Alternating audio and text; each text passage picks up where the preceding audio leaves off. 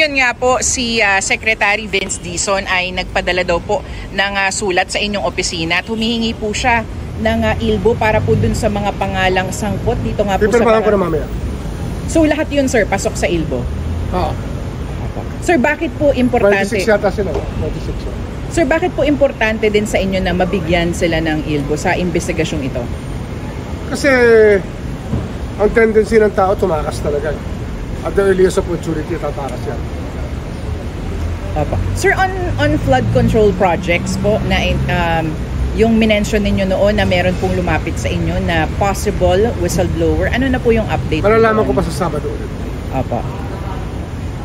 Sige. Sir, meron po ba tayong binubuo na dito po within the DOJ regarding po itong flood control project, sir? We will mobilize the NBI for that.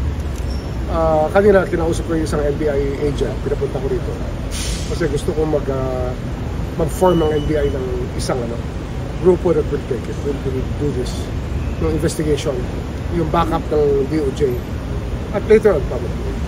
Ano po sir yung importante ninyong binigyang diin sa kanila doon po sa investigasyon na ito?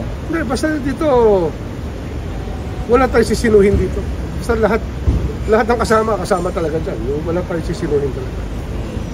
Secretary, just a quick follow-up dun sa statement nyo kahapon. Nag-file kayo ng motion for reconsideration sa Ombudsman. Nakapag-file na po ba Hindi MR yun. It's a motion for early resolution. Okay. Motion for early.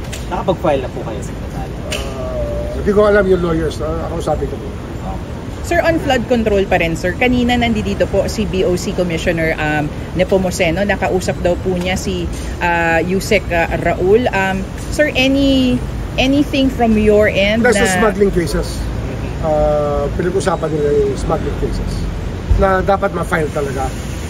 Not only agricultural smuggling, but the other areas where the Bureau of Customs is notorious.